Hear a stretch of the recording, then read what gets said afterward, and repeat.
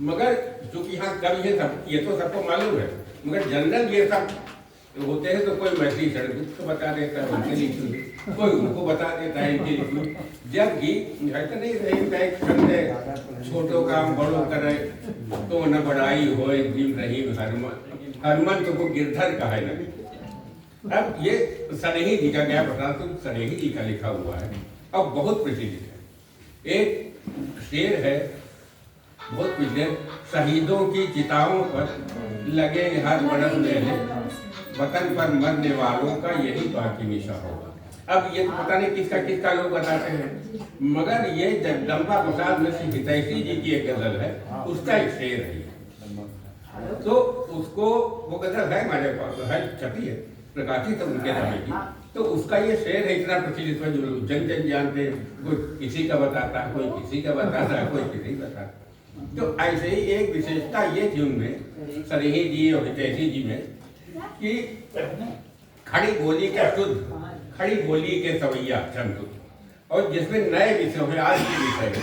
और सबसे बड़ी विशेषता यह थी जिनका काफिया बहुत पहले हो और नदी बहुत लंबा हो और शुद्ध खड़ी वाली बोली हो, तो कानपुर के ही कवियों द्वारा प्रारंभ की गई।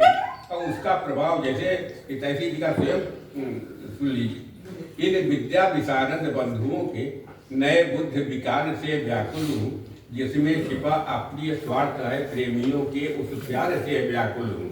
परिवार में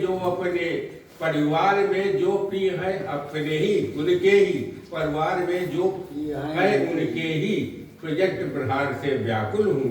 अरे भाड़ में झोंको मनुष्यता को, मैं मनुष्य की मार से ये उनका लिखा हुआ। मगर इसमें देखेंगे जो काफिया बहुत पहले से व्याकुल हूँ, प्रहार से व्याकुल हूँ।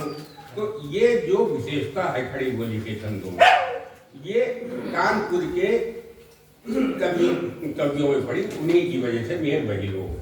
तो उसके बाद जो है इसका प्रभाव उत्तर भारत के समस्त रहे, तो उत्तर भारत में सब में पड़ा, चाहे वो सीतापुर जिला हो, चाहे लखनऊ हो, चाहे वो हरदोई हो, चाहे शाहजहांपुर हो, चाहे लखीमपुर हो, चाहे गोला हो, चाहे उसके आगे के जिले हो, पूरा हो।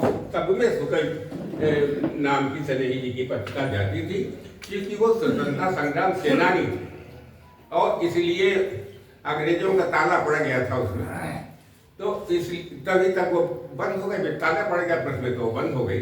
मगर सनेही जी ने, हितैषी जी ने जो प्रचार किया, जो अपने शिष्य गली हर गांव में बनाए दूर दूर तक, तो ये उनको श्रेय जाता है। उन्हीं शिष्य परंपरा में निशंक जी भी थे, हमारे पिताजी भी आते थे, अन्य भी जो खड़ी बोली के उस समय के छंदकार हैं। तो सबसे बड़ी विशेषता यही है कि वो मतलब काफिया बहुत पहले बांधने की, ये पहले नहीं था ऐसा। ये उन्हीं की देन है जो पूरे उत्तर भारत में लगभग वो फैली। और प्रत्येक गांव में, पहले तो गांव में यही था, पहले तो ये तो सब खत था नहीं आज का जैसा कि पहले केवल जो विद्वानों का वो था मनोरंजन का साधन, वो जिसे सौ लोग हजार छंद लोग लिखते थे, और यही शाम को बैठकर बुद्धिजीवियों का अपना मतलब वो था मनोरंजन का साधन। तो प्रत्येक गांव में उनका प्रचार, बस यही सबसे बड़ी विशेषता है, जो खड़ी बोली के छंद। और अब जैसे वो है आंधियों का उर चीरती यद्यप, हितैषी जी का ही है, आंधियों का उर चीरती यद्यप दीप की ज्योतिषी कांप रही है, मेघ की गर्जन तर्जन में स्वर मेघ मल्हार अलाप रही है, और सूनी लता में प्रसून खिला रही, अग्निपय अम्बुद ढांप रही है, और चंचला चिंतना रंग बिरंगे के भीते लिए नभ नाप। तो इस प्रकार के जो छंद परंपरा, मतलब जो नएपन भाषा के बाद जो खड़ी बोली में नया ये शिल्प, ये सब उन्हीं लोगों का प्रारंभ किया है, जिसका प्रभाव समस्त उत्तर भारत में पड़ा। उसमें भी निशंक जी भी थे, हमारे पिताजी भी थे, पद्मेश जी भी थे, और यहाँ गिरीश जी भी थे। बहुत मतलब बहुत से लोग यहाँ पर थे उस समय के। तो प्रारंभ में मैंने जो सवैया छंद लगभग उसी परंपरा के मैंने भी मतलब बहुत से छंद लिखे, वो परंपरा ही चलती थी।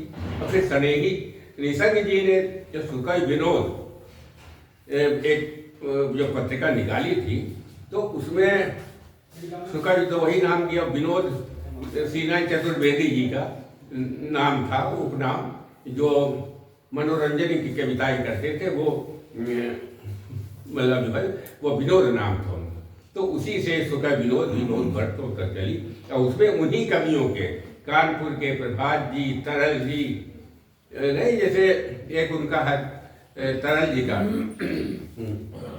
जन्म का देखा महोत्सव, गायक मंजू सितार उठाए हुए थे, यौवन में फिर देखा कि पालकी पांच कहार उठाए हुए थे, कंठ में डालने को कभी कामिनी के हर करहार उठाए हुए थे, और मानव चार कभी उस मानव का महाभार उठाए हुए।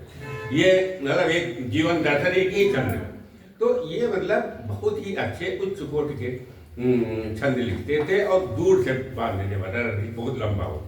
ये अशुद्ध खड़ी बोली, ये उन लोगों की विशेषता थी जिसका समक्ष उत्तर प्रदेश में उसका प्रभाव पड़ा।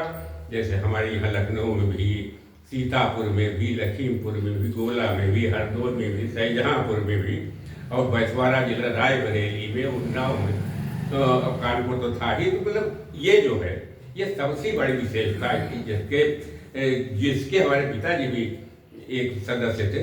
इसलिए मैंने कहा कि ये थोड़ा सा विशेषता, छंदों की विशेषता जो समय लिखी जाती थी, यहाँ पर मेरा बोलना आवश्यक था।